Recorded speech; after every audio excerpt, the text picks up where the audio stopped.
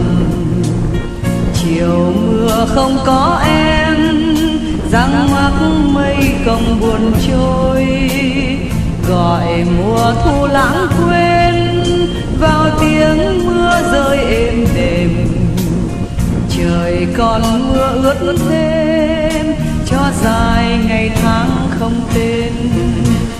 Chiều mưa không có em, đường phố quên chưa lên đèn. Chiều mưa không có em, biết lấy ai chia hơn tôi. Trời mùa thu lắm mây, con bước em đi quên về. Vòng tay ôm lẻ loi, cho mình còn mãi thương nhau. Chậm lặng ngày đi qua trên đường phố rét mưa, dấu chân chưa tìm về chút kỷ niệm ngày đầu. Để từng mùa thu đến ra đi không mang tin, nỡ quên thì đành sao.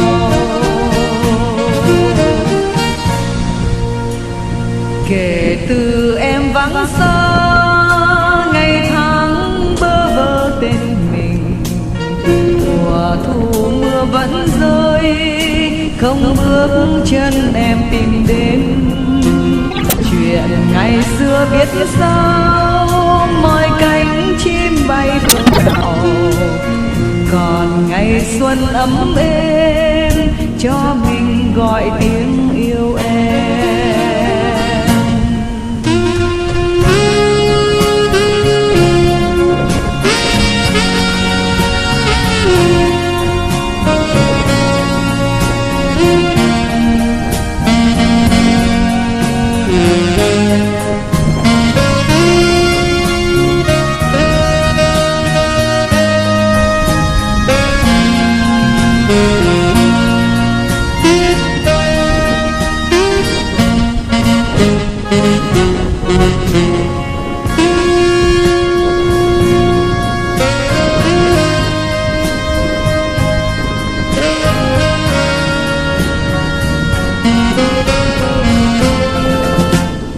Chiều mưa không có em, bờ đá công viên âm thầm. Chiều mưa không có em, dáng mắc mây không buồn trôi, gọi mùa thu lãng quên vào tiếng mưa rơi êm đềm. Trời còn mưa ướt thêm cho dài ngày tháng không tên. Chiều mưa không có em, đường phố quên chưa lên đèn. Chiều mưa không có em, biết lấy ai chia hầm tôi. Trời mùa thu lắm mây, con bước em đi quên về. Vòng tay ôm lẻ loi, cho mình còn mãi thương nhau.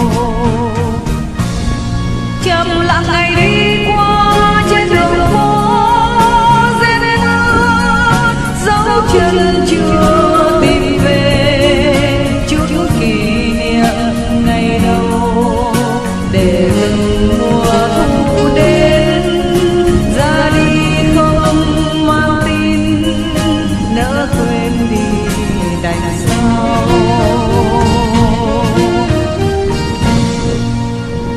Kể từ em vắng xa, ngày tháng bơ vơ tên mình. Mùa thu mưa vẫn rơi, không bước chân em tìm đến. Chuyện ngày xưa biết sao, mọi cánh chim bay phương nào. Còn ngày xuân ấm êm, cho mình gọi tiếng yêu em.